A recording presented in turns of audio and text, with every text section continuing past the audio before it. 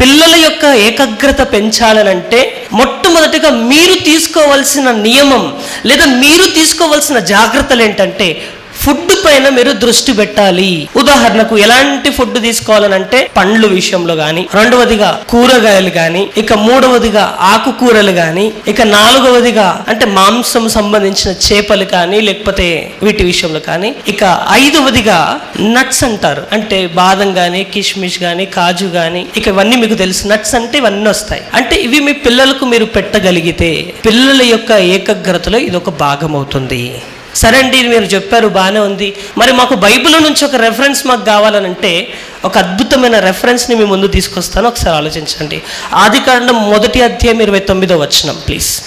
ఇదిగో భూమి మీదనున్న విత్తనములిచ్చు ప్రతి చెట్టును, విత్తనములిచ్చు వృక్ష ఫలము గల ప్రతి వృక్షమును మీకిచ్చి ఉన్నాను, అవి మీకు ఆహారమగును అని చెప్పేసి అని అంటున్నాడు. మీ పిల్లలు ఆరోగ్యవంతులుగా ఉండాలనంటే ఫుడ్ విషయంలో మీరు జాగ్రత్త తీసుకోవాలి. వాళ్ళ మెదడు చురుకుదనంగా ఉండాలనంటే ఈ ఫుడ్ను మీరు తీసుకోవాలి అని చెప్పేసి అంటున్నాడు. ఇది మొదటిది. ఇక రెండో విషయంలోకి వచ్చేసరికి మీ పిల్లలు ఏకాగ్రతను పెంచడానికి రెండో విషయంలోనికి వస్తున్నాను. అదేంటంటే వాళ్ళ కోసము ఒక షెడ్యూల్ని ప్రిపేర్ చేయాలి. ఎప్పుడు ఆడుకోవాలో, ఎప్పుడు చదువుకోవాలో, దాని తర్వాత ఎప్పుడు పడుకోవాలో, దాని తర్వాత ఎప్పుడు లేవాలో, ఈ షెడ్యూల్ అనేది పిల్లల కోసము మీరు తల్లిదండ్రులుగా మీరు ఏం చేయాలంటే మీరు ప్రిపేర్ చేయాలి. మీరు ప్రిపేర్ చేయగలిగితే వారి జీవితంలో ఖచ్చితంగా ఎదగడానికి అవకాశం ఉంటుంది. ఏ షెడ్యూల్ లేదనుకోండి, పిల్లలు ఇష్టం వచ్చిన టైంకి లేస్తారు, ఇష్టం వచ్చిన టైంకి తింటారు, ఇష్టం వచ్చిన టైంకి ఆడుకుంటారు, ఇష్టం వచ్చిన టైంకి పడుకుంటారు. కనుక తల్లిదండ్రులుగా మీరు తీసుకోవాల్సిన విషయం ఏంటంటే ఇదిగో వీటి విషయంలో మీరు జాగ్రత్త తీసుకోవాలి. బైబిల్లో దీనికి ఒక మాకు మంచి రెఫరెన్స్ చెప్పండి అని అంటే ఒక అద్భుతమైన రెఫరెన్స్ అండి. సమయాన్ని గురించి, షెడ్యూల్ గురించి మాట్లాడుతున్నాడు. ఒకసారి ఆ వాటను చూద్దాం. ప్రసంగి గ్రంథము 3వ అధ్యాయము 1వ వచనం. ప్రతి దానికి సమయం కలదు, ఆకాశము క్రింద ప్రతి ప్రయత్నమునకు సమయం కలదు. పుట్టుటకు, చచ్చుటకు, నాటుటకు, నాటబడిన దాన్ని పెరికివేయుటకు, చంపుటకు, బాగు చేయుటకు, పడగొట్టుటకు, కట్టుటకు, ఏడ్చుటకు, నవ్వుటకు, దుఃఖించుటకు, నాట్యమాడుటకు, రాళ్లను పారవేయుటకు, రాళ్లను కుప్పవేయుటకు, వీటన్నిటికీ కూడా సమయం ఉంది అని చెప్పేసి అంటున్నాడు. షెడ్యూల్ చెప్పాడా దేవుడు? ప్రతిదానికి టైం ఉంది. షెడ్యూల్ ఉంటే ఏమవుతుందనంటే మీరు అనుకున్నది మీరు సాధించగలుగుతారు మీ జీవితంలో. షెడ్యూల్ అనేది లేకపోతే ఖచ్చితంగా మీ జీవితంలో మీరు నష్టపోతారు. దీనికి ఒక మంచి ఎగ్జాంపుల్ అండి.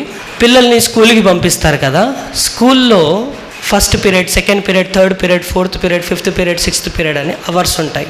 ఫస్ట్ పీరియడ్లో ఎవరు వస్తారు, సెకండ్ పీరియడ్లో ఎవరు వస్తారు, థర్డ్ పీరియడ్లో ఎవరు వస్తారు, లంచ్ తర్వాత ఎవరెవరు వస్తారు, ఫస్ట్ పీరియడ్లో ఏ సబ్జెక్ట్ చెప్పబడుతుంది, సెకండ్ పీరియడ్లో ఏ సబ్జెక్ట్ చెప్పబడుతుంది. ఇప్పుడు నేను అడుగుతున్నాను, ఇవేవి ప్రిపేర్ చేయకుండా డైరెక్ట్గా ఒక టీచర్ నేను వెళ్తాను ఇప్పుడు తర్వాత నువ్వు వెళ్తావు అంటే ఎలా ఉంటుంది ఒకసారి ఆలోచించండి.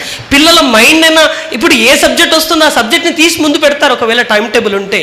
ఈ టైం టేబుల్ లేకపోతే నెక్స్ట్ ఎవరు వస్తారా అని చెప్పేసి ఎదురు చూస్తారు. వచ్చిన తర్వాత అప్పుడు బుక్కులు తీసి చదవడం మొదలు పెడతారు. అందుకొరకే ఇది ఒక టైం టేబుల్ అనేది ఉంటే సక్రమంగా మీ జీవితంలో మీరు ఏకాగ్రతను కోల్పోకుండా ఉంటారు. పిల్లలు మీ జీవితంలో మీరు ఏకాగ్రతను కోల్పోకుండా ఉండడానికి మీరు చేయవలసింది ఏంటంటే మీరు షెడ్యూల్ని ప్రిపేర్ చేసుకోవాలి.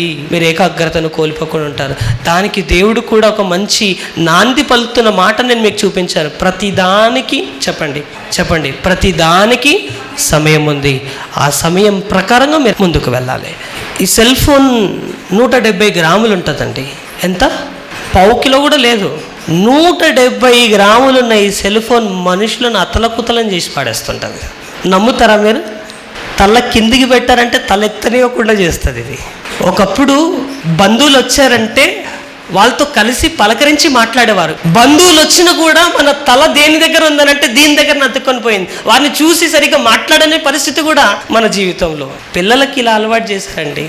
సైకాలజిస్ట్ వీళ్ళు కూడా చెప్తున్న మాట ఏంటంటే, మీరు దీని విషయంలో చాలా జాగ్రత్తగా ఉండాలి. పిల్లలకి ఫోన్ ఇచ్చే విషయంలో కానీ, టీవీని చూయించే విషయంలో కానీ, వీటి విషయంలో మీరు చాలా జాగ్రత్త పాటించాలి. ఒకవేళ ఇందులో కనుక మీరు మిస్ అయిపోయారు అనుకోండి, ఖచ్చితంగా మీ పిల్లలు ఏకాగ్రతను 100కి 200% కోల్పోతారు. కనుక మీరు జాగ్రత్త పాటించండి.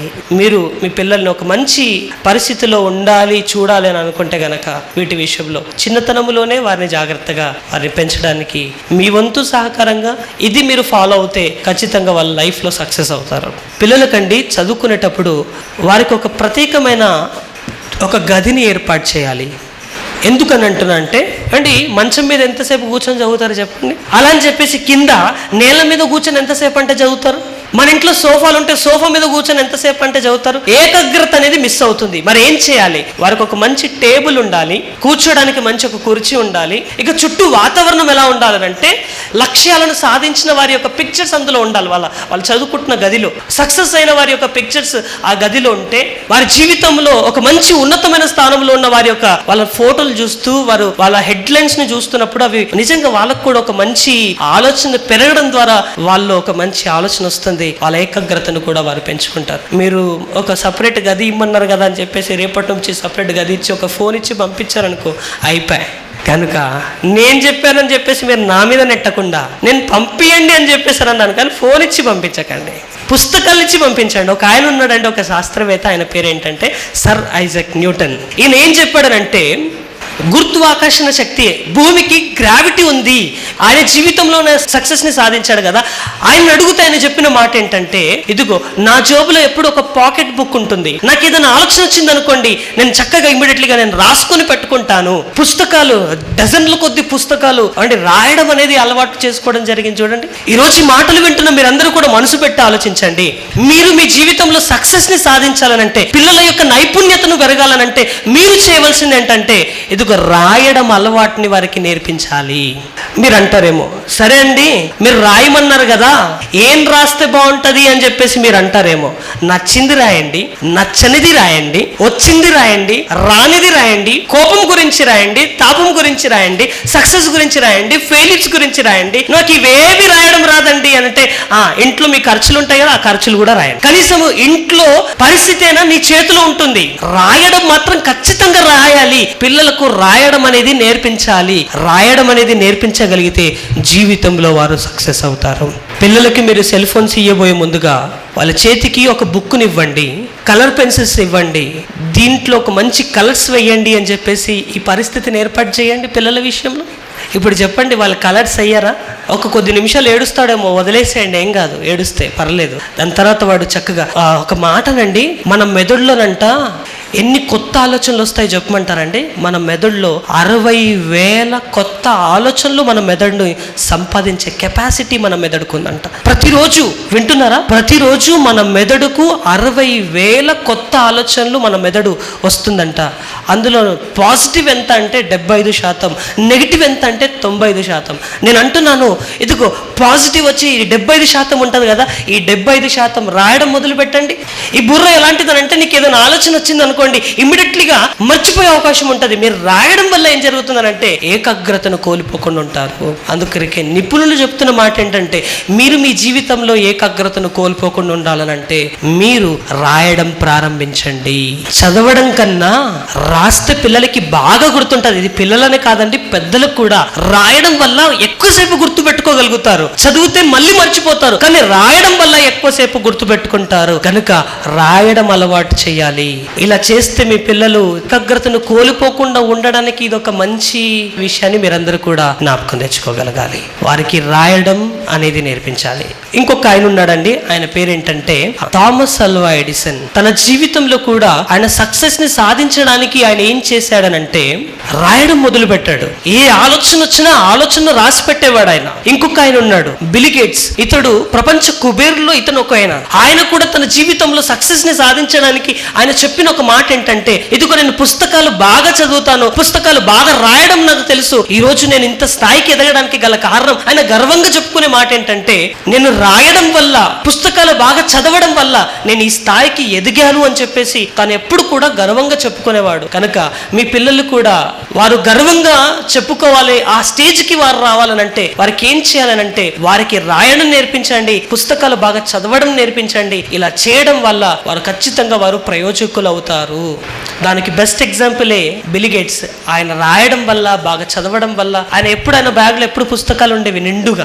ఆయన పుస్తకాలు రచించి ఒక పుస్తకం 200 పేజీలు 250 పేజీలు గల ఆ పుస్తకాన్ని సెట్ చేసి పెట్టేశాడు. ఇవి మీరు చదువుకోండి, మీ లైఫ్ లో మీరు సక్సెస్ అవ్వండి అని. మాటలంటే ఈ రోజు వింటారు, రేపు వదిలేస్తారు, కానీ పుస్తకం ఎప్పుడు మీ దగ్గరనే ఉంటుంది కనుక మీరు ఎప్పుడు మీకు నచ్చినప్పుడల్లా మీరు చదవడం ప్రారంభించండి. తిమోతి గారు రాసిన మొదటి పత్రిక 4వ అధ్యాయము 13వ వచనాన్ని చూద్దాం ప్లీజ్. తిమోతి గారు రాసిన మొదటి పత్రిక 4వ అధ్యాయము 13వ వచనాన్ని, నేను వచ్చు వరకు చదువుట యందును, నెక్స్ట్ ఏమంటున్నాడు ఇక్కడ, నేను వచ్చు వరకు చదువుట యందును, హెచ్చరించుట యందును, బోధించుట యందును జాగ్రత్తగా ఉండాలి అని చెప్పేసి నేర్పిస్తున్నాడు. నేను వచ్చే వరకు మీరు చదవాలి, మీరు నేర్చుకోవాలి, హెచ్చరించుకుంటూ ఉండాలి. ఈ విషయాలు చెబుతున్నాడు. తిమోతి గారు కూడా అదే చెప్తున్నాడు. చదవడం ఇవి మీరు బిజీ చేయండి. ఇందులో ఇలా చేయగలిగితే మీ పిల్లలు ఏకాగ్రతను కోల్పోకుండా ఉంటారు. వాళ్ళు ఏడిస్తే సెల్ ఫోన్స్ ఇవ్వడం, ఇవి చేయకండి దయచేసి. ఏడిస్తే ఏడవనివ్వండి కొద్దిసేపు, కానీ వాళ్ళ లైఫ్లో వారు సక్సెస్ అవ్వాలనంటే ఎప్పుడు కూడా వారి చేతిలో మీరు సెల్ ఫోన్స్ పెట్టారనంటే వారి జీవితాన్ని మీరే నాశనం చేశారని అర్థం. దయచేసి వీటికి దూరంగా పెట్టాలని ప్రభుపేట మీ అందరికీ జ్ఞాపకం చేస్తున్నాను. చదువు మీద వారికి ఫోకస్ ఉండేటట్టుగా ఆ వాతావరణాన్ని మీరు ఏర్పాటు చేయాలి. అలా ఏర్పాటు చేయగలిగితే ఖచ్చితంగా వారి జీవితంలో వారిని సక్సెస్ అయిపోతారు. మొదటిది ఏం చెప్పానండి, వారి జీవితంలో వారి ఏకాగ్రతను కోల్పోకుండా ఉండడానికి ఏం చేయాలి, వాళ్ళకి మంచి ఫుడ్ని పెట్టాలి. ఆ ఫుడ్ పండ్లు కానీ, కూరగాయలు కానీ, ఆకుకూరలు కానీ, మాంసం కానీ, లేకపోతే నట్స్ కానీ, ఇవి.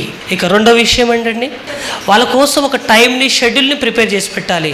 ఎప్పుడు ఆడుకోవాలో, ఎప్పుడు పడుకోవాలో, ఎప్పుడు తినాలో, ఎప్పుడు లేవాలో, దాని తర్వాత ఎప్పుడు స్కూల్కి వెళ్ళాలో, ఎప్పుడు ఇంటికి రావాలో, దాని తర్వాత వచ్చిన తర్వాత వర్క్ ఎప్పుడు చేయాలో, వీటి కొరకు ఒక షెడ్యూల్ని ఏర్పాటు చేసి మీరు పెట్టాలి. ఇలా పెట్టగలిగితే వారి జీవితంలో వారు సక్సెస్ అవుతారు. ఇక మూడో విషయం ఏంటండి, మూడో విషయం ఏంటంటే వారి కోసము ఒక సపరేట్గా ఒక మంచి వాతావరణం, చదివేటట్టు ఏకాగ్రతను పెట్టాలండి. మీరు అంటారేమో చెత్త కుండీలో కూర్చున్నా కూడా చదువుతారు, చదివే వాళ్ళు లేరా అని చెప్పేసి మీరు అంటారేమో. ఎందుకంటే ఇలాంటి భారీ డైలాగులు అన్నీ మనకి వస్తాయి. మరి లేవు కదండి. అప్పుడంటే వాళ్ళకు ఉన్నాయి, వారు పెట్టుకున్నారు, కూర్చున్నారు, వాళ్ళు చదివారు. వాళ్ళ దగ్గర కరెంట్ లేకపోతే దీపం పెట్టుకొని, అది కూడా అందులో కెరోసిన్ పోసి దాన్ని వెలిగించి పెట్టుకొని చదివిన వారు లేరా? ఇప్పుడు పిల్లలకి అమ్మ నాకు టేబుల్ కొనిపించు, లేదా నాకు చైర్ను కొనిపించు, నాకు ప్యాడ్ని కొనిపించు అంటే వాళ్ళు చెప్పే మాట ఏంటో చెప్పమంటారా? అరే వాళ్ళు దీపాలు పెట్టుకొని చదివినారా అని చెప్పేసి అంటుంటారు. ఇది కొనిపించే పరిస్థితి లేక ఇవన్నీ చెబుతుంటారు. మీరు కష్టపడేది ఎందుకండి? మీ పిల్లల కోసం కదా. దయచేసి వాళ్ళ కొరకు ఇవి ఏర్పాటు చేయండి. ఎందుకనంటే కొన్ని గంటల పాటు వారు కూర్చొని చదవగలగాలి. ఆ ఏకాగ్రతను వారికి రావాలనంటే